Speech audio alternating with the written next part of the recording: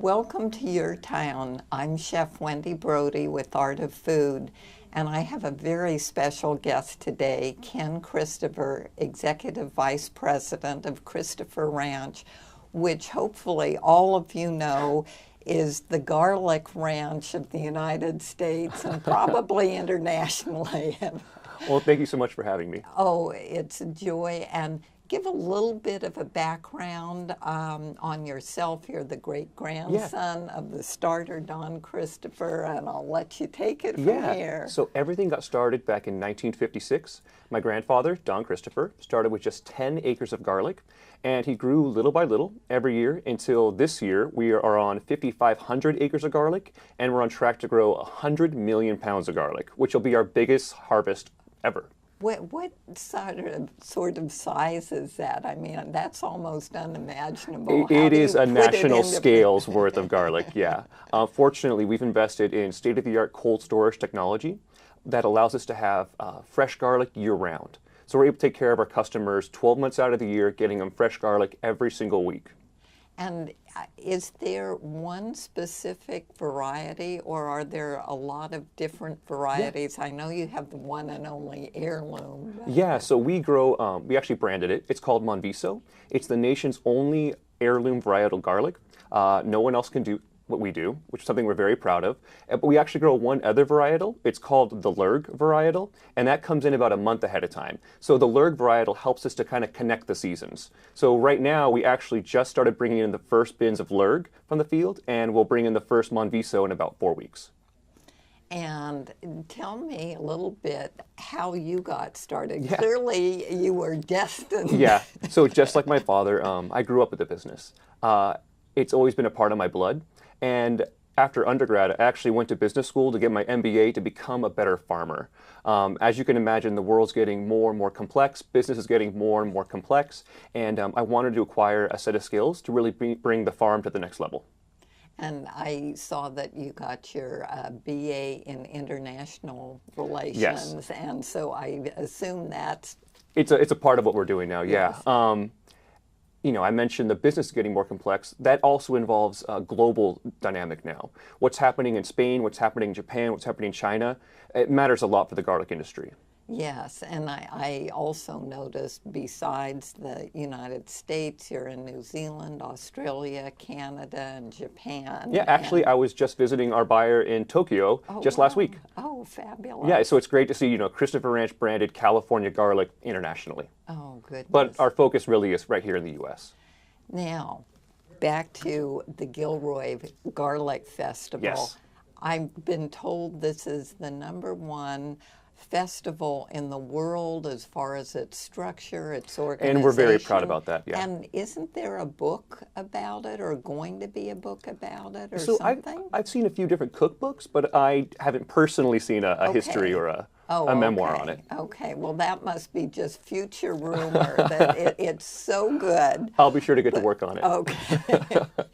Well, so give us a little bit of background how Christopher Ranch and the Garlic Festival merged or emerged. So everything started with the first unofficial Garlic Festival. That was back in 1978, and my grandfather was the nation's largest grower at that time, but he really wanted to find new markets for garlic. He wanted to share our heirloom seed with more people than ever. As you can imagine, back then, consumption for garlic isn't like what it is now. It was just a small fraction. And so he and my grandmother invited media and food writers from across the state of California to actually come to the ranch. Then they invited some great chefs from San Francisco to come out, prepare a couple dozen garlic dishes, and it was a tremendous success. The writers went back to LA, San Francisco, Monterey. They raved about the garlic they had, and the next year, 3 individuals, Dr. Rudy Malone from Gavilan College, Val Felice, a hometown chef, and of course my grandfather, all got together and threw the first annual Garlic Festival in 1979. They actually only expected about 5,000 people to show up. And so when 10,000 people showed up, it got a little bit chaotic. But from there, it was a pretty good success. And it's grown stage by stage until now we have 100,000 people coming in over a 3-day weekend. My goodness. Now, what is the name of the park that it's in? Christmas Hill Park. Christmas Hill. Right in the heart of right. Gilroy, California. And has it always been there, or has it merged? So on the first year, we were on the Bloomfield Ranch, which is just outside the gates of Christopher Ranch. Okay. After that 1 year, we realized the scale was going to be far beyond what they ever expected, and that's when it moved over to Christmas Hill. So ever since the 1980s. Anyway, it is a fabulous location because a lot of people's fears can be, oh, it's so hot, and I have found it to be just beautifully shady, even fog in the mornings, and very comfortable, and I think I've been going there over 12 years now. Well, thanks for that. We appreciate your support. Yeah, you're absolutely right. Christmas Hill has hundreds of trees. We get that nice morning fog in the morning, so if you get there first thing, you're not going to have any problem with heat. Well, the Garlic Festival has so many different areas and structures. Can you elaborate how those developed? So it's more than just garlic consumption. Yes. You're going to find a kid zone, a teen zone. You're going to find arts and crafts. You're going to have the amphitheater where we're going to have rock and roll bands playing, and then you're going to have the main cook-off stage where we're going to have our celebrity chefs, like in past years, Carla Hall from ABC's The Chew, or Food Network's Giada De Laurentiis, or this year Michael Simon, the Iron Chef. Oh, they're going to perform wonderful. for the crowd, and that's really the epicenter and the central part of the festival. You mentioned the arts and crafts. I also want to help promote. I have found the most wonderful things. You have 2 areas of arts and crafts vendors, and they really are wonderful quality. I mean, it's all I can do not to come back with Grab shopping everything, bags. yeah. No, it's fantastic to see artists take their interpretation of garlic, whether it's garlic sculptures or garlic paintings, garlic hats. It's Speaking the garlic of, bulb on your lovely my necklace. little garlic pin, I treasure that that's great. I got there. Yeah, and also learning to braid garlic. I was walking by and there was a session going on for all the exciting crafts. And one of my favorite parts of the Garlic Festival is actually the garlic topping contest. My dad has hosted it for the last 40 years. And what they do is essentially show the crowd what it's like to be in the field and what you do with the garlic. So you take the whole stem, including the long roots. What you're going to do is get some shears, cut off the stem, cut off the roots, and then you're going to have what looks like what you're going to purchase in the retail store. So what we do is we have a competition, and we'll have 3 people in the middle of a hay area, and they'll just start shucking away. At the end of it all, we declare the winner, and then at the count of 1, 2, 3, the crowd descends into the field and grabs as much garlic as they possibly can. Oh, it's controlled chaos, but it's a really good time. Oh, that's fabulous. So the volunteers and the people that work there, this is so beautifully done. And if you could elaborate on that. It's a proud tradition. Every year, over 1,000 volunteers offer their time over 4 to 5 days, making sure that they're doing everything they can to raise funds for worthy organizations right back in Gilroy. And how are those chosen? Does each person get a say in what charity it goes to? Yeah, so what they can do is they'll apply to our volunteer committees, and from there the committees will determine where they're going to have their booth or what role they can do. So they can be picking up trash, and for however many hours they spend cleaning up the park, they're going to donate X amount of dollars to their organization. Or it could be doing one of several dozen things. I know one of the people we're going to interview started when she was 16, and she's now above the 30, even higher, but I won't show her age. Very sweet of you. So how do people shift committees, shift positions? How does that hierarchy work? Because isn't even the hierarchy is actually fairly complex. Okay. So everything starts with the executive director. He is a career position for the Garlic Festival, but under him is actually the president. And so the president is an elected individual, only allowed to serve 1 year. you can't be reelected. And under him are dozens of volunteer committees. And these committees meet throughout the year to make sure that we pull off the festival in the best way possible. Wow. Yeah, it really is incredible to walk into these rooms with their meetings and to see the passion and the legacy of the Garlic Festival. So you were giving me some numbers of how much the Garlic Festival raises, and how do those get divided other than the volunteers' hours that it goes here, there? Don't quote me on this, but I think it's about $15 million has been raised since the first Garlic Festival. And in recent years, the average is about $200,000-$400,000 going back to the community. And everything actually is divided by hours spent by volunteers. Oh, that's fabulous. Yeah. And what are some of Gilroy, I mean, we all see the outlets and, you know, there's more reasons to stop in Gilroy other than the garden. There really is. We have some fantastic parks. In particular, one of my favorite is called Sprig Lake, just outside of Gilroy. It's miles and miles of hiking trails in Santa Cruz Mountains. It's beautiful. So it's on the west side? It is, yes, on the west side. Okay. Just past Gilroy Gardens, which is our world-class theme park, which kids from ages 3 to 12 would just love. I've missed out on that. I've been too preoccupied with the shopping, I guess. Yeah, we actually just had the Garlic Queen coronation there. So that was a pretty good time. I wanted to bring that up. That is always so fabulous. And how do teens qualify for that? How is that? Is there a garlic I believe parade? you have to be ages 17 to 25 and looking to go on to either community college or a four-year school. Once you meet those qualifications, you're free to join the competition. And the winner this year actually got $10,000 from Christopher Ranch. Oh, fabulous. Yeah. Now, she has a court. She does. And so I really loved how they're all seem to be together, and how do they participate in the festival itself? Yeah, so everyone that enters the pageant is guaranteed to win some kind of scholarship for their school. At the same time, everyone's automatically made a princess of the court as well. And so every one of them serves as a brand ambassador, and their camaraderie is amazing to see. They spend time going to different events like Memorial Day fair, or parade, I should say, 4th of July events, the Gilroy Garlic Festival, of course, and then to our sister city in Takamachi, Japan, helping to spread awareness in the word of Gilroy garlic. Isn't that fabulous? Yeah. I can't set the clock back.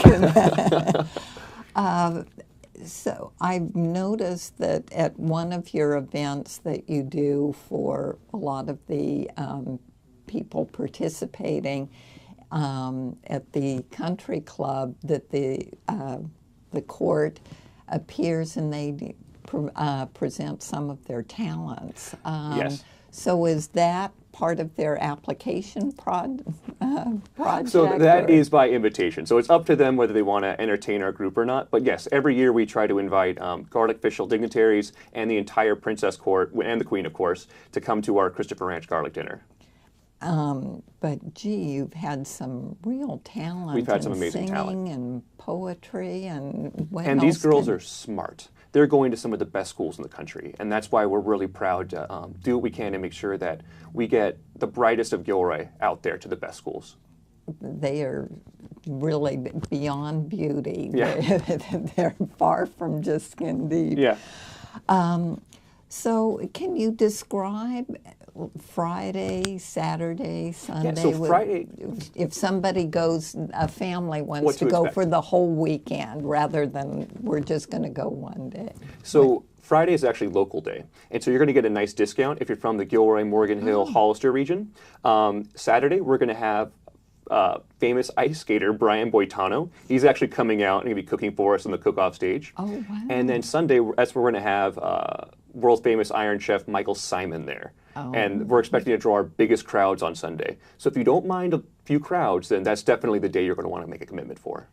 Well, in the times that I've been there, it really is never that crowded. There's so much space around. Right. Now, Sorry. oh, go ahead. One thing that we're doing this year for the first time, in honor of the 40th anniversary of the Garlic Festival, Christopher Ranch is going to do what we're calling the Great Garlic Giveaway. So we're going to give 4 lucky members of the Garlic Festival crowd the chance to win a year's worth of garlic. Whether it's roasted, chopped, crushed, pickled, whole peeled, or fresh, they're going to have all the garlic they need for an entire year. And our goal is to really drive attendance in the morning. And so that's going to be the first, I think, 1,000 people each day is going to get a chance to win. And that's the best time weather-wise to go, is earlier in the morning. Absolutely, yeah. It's a little cooler then. Yes. Because Gilroy can warm up. Yes, yes. Now, it brings us back to the product, the garlic. You have so many varieties of your product. What should we be buying? So my favorite is actually Christopher Ranch peeled garlic. A little known fact. I do buy that. I have to say, when you're using a lot, it's fabulous. Yeah, it's definitely a time saver. In particular, we just came out with a new vacuum sealed version. And so we're going to take 4 to 5 peeled cloves, put them in a vacuum sealed pack, take 6 of those and put them in a retail bag. That way you're only using the amount of garlic you want to use and keeping all the rest of it fresh. Yes, no, that's what I've been buying. Oh, that's perfect. So. It's our most consumer-friendly product by far. Now, I thought I saw when we were doing a few recipe testing that you now have roasted garlic that's going to be done in the same way. Yes. So my grandfather, huge. yeah, my grandfather was the pioneer when it came to what we call the vertical integration of our product line. So he was the first to think of jarred garlic, peeled garlic, and yes, like you mentioned, roasted garlic. And in fact, we just installed brand new machinery that doubles our roasting capacity. And effective this year, we can now roast 3 million pounds of garlic. Wow. And yes, you will be seeing that roasted garlic in that consumer-friendly. How soon? How soon? I know a few there. It's out there among a few special people. Yes. But when can we expect to be buying it? Yeah, so this summer, in timing with our new crop, we're starting all of our contract negotiations with all the key retailers nationwide and Canada, and we're offering it to them for the first time. So hopefully you'll start to see it in stores right around the country. Oh, super. So, okay, back to the products. So we've got olives with pickled garlic. We've got pickled garlic. Garlic pesto, my personal favorite for the jarred line. Okay, okay. I forgot about that one.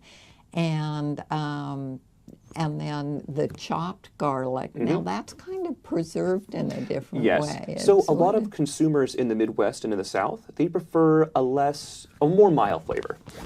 They don't necessarily prefer the heat that you're going to get off fresh garlic or peeled garlic.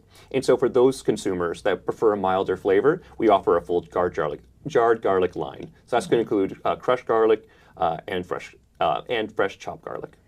Well, I mean, there is so much, and we haven't even begun to talk about the fire alley and all the gourmet alley, gourmet alley. With the fire up yes, and the fire. Yes, I always think of it, but it is such a pleasure to have had you. And the Garlic Festival are what dates this year? Always in July. Every year, it's the last full weekend of July. Super. Well, thank you so much for coming. Thank you so much for having me. Good luck with our 40th anniversary Garlic Festival. I appreciate that. Thanks.